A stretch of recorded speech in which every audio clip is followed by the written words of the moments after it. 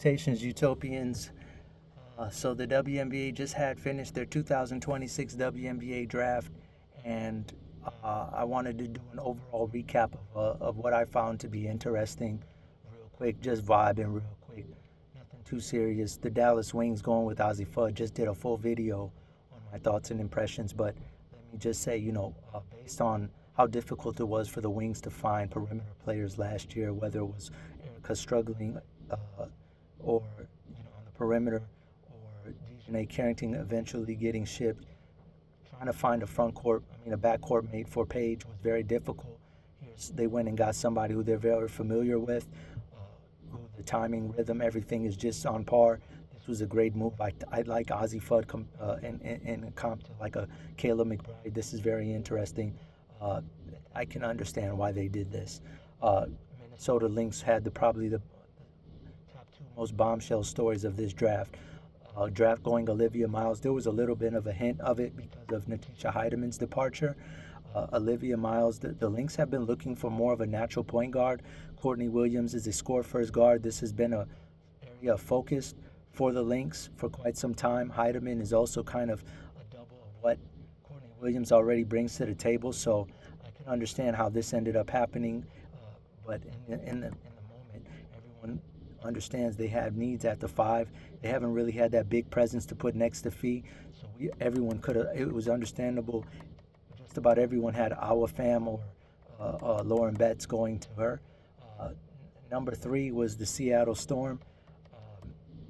They've been doing a little bit of a clearing. Skylar Diggins, Gabby Williams, and Naneka going over to the Sparks. So them going out, refreshing their front line, double down on their front line. Obviously, Asia Wilson now having 4 championships, multiple MVPs. Teams are shoring up their front line. Our fam going with the teenage sensation Malanga. It's going to be an amazing front line. It has a great radius in terms of on a pick and roll pass window. Athletic, agile, 3-level scoring capable, high IQ player from Spain. They got a French player up front, a Spain player up front, got Flage on the wing to help as a multi-defender who I was very fond of. Great draft for Seattle. I liked their draft last year. They just got to use their youth, though. That's the one thing they haven't done. This was a shocker pick right here for me. Washington Mystics going Lauren Betts. She reunites with her former Stanford teammate Kiki Arafin. Also, they got Sonia Citron, who sports a very similar game to her UCLA mate who threw her the best post-entry passes. Gabriela Hasquez pivoting into that 5th pick. Chicago Sky going Hasquez seems along the theme of what they're looking for. A role player, talented player who can step right in day one and just play in whatever capacity that you ask her. She's the most winningest player in UCLA women's basketball history. You put her with Skylar Diggins, who's a no-nonsense of that. You get her in there with Dejanay Carrington, another veteran who's on the ascension, coming off of a nice run, a little bit of a nice run, but looked a little out of place with the Lynx. But the year before with the Mercury was damn near about to be a depoy. You're just seeing her go to a great place where she can be nurtured and getting ready for. Kiki Rice going to Tempo. Portland drafting Ayana Martin. Caron kind of feels like last year with the Valkyries did, taking an international player, may or may not even actually play. Flage got traded. That was the second biggest punch in the gut kind of feeling. Thought the Bay market would have been great for someone who likes to do music on the side. They shipped her off for Marta Suarez. Not a huge fan of Marta Suarez. That's a F grade to me. Watching her in the tournament against South Carolina and Joyce Edwards, she looked very unathletic, disturbed, couldn't go, just not doesn't look like a real prospect on the next level. But who knows? When you got Gabby and Kayla Thornton returning, anything is possible. Just I'm not sold on Marta as a pro at this next level. Dugalich, amazing post footwork, joining her teammate, UCLA teammate. By the way, UCLA breaking in WNBA record for most college players drafted in from one college in a draft, doing 6 of them. She was one of them, Dugalich. I really enjoyed her fancy post work. She has the post game that's like equivalent to someone who can do ankle breakers as a ball handler, so that was amazing. Atlanta going Medina Oak. This kind of felt like a Cordosa pick. I don't like it because, they already seen what it looked like, Cordosa and Angel Reese. Getting Ocut, I know you lost Brittany Grinder, the Cass tried to say that Medina was much better face-up shooter, but I just don't like 6'7" players next to Angel. Period. After what I witnessed, I need a break. Forgive me, I'm a little traumatized.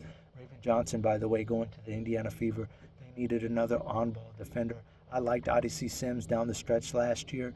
They got a glimpse of what they needed, but they also know that with Cece and how much attention she commands, keeping that quality point guard depth is necessary. Raven is one of the best in the nation defensively, on-ball defenders, going right into the dub, and she's shown some offensive prowess, being able to make some big-time buckets down the stretch.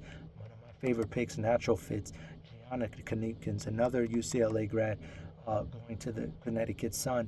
They needed floor spacing. This is who Corey Close referred to as her Luka. So quote unquote. So I really love that move. Okay, let's get into that. Yeah, I already talked about with that top pick. You know, Golden State going with Swarta in a swap and trade. Tanaya Latson going to Sparks. I like the situation from a standpoint. Ariel Atkins is there. They re-signed the Belgian point guard. I can't remember off the top of my head, but they got depth already there, so the pressure won't solely fall on her shoulders. But at the same time, you can tell at some point in the season she's going to be special. There's only one more from here that I want to go embark on, and I want to make sure there's nothing before Roy Harmon. But it appears that that's about it. So Roy Harmon is a player who broke the school record for steals and assists. She looks like a mini Dawn Staley to me. She had everyone's heart. Her coach showed so much love to her and reverence.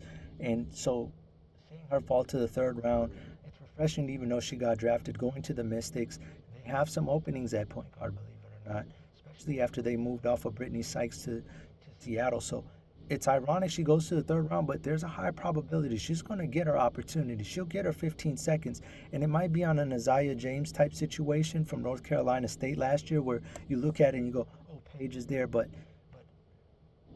and she went in the second round. But don't let it fool you. If anyone can benefit, I know the Dubs ruthless and they get rid of players quick, but Roy Harmon could definitely end up being one of those ones that, through endurance and perseverance in the long run, you could see her being the sleeper of the draft and having a great future. Knipkins and Roy Harmon are my two favorite sleeper picks in this draft. Hope this video was informative, Utopians. I'll try to do better next time, Global.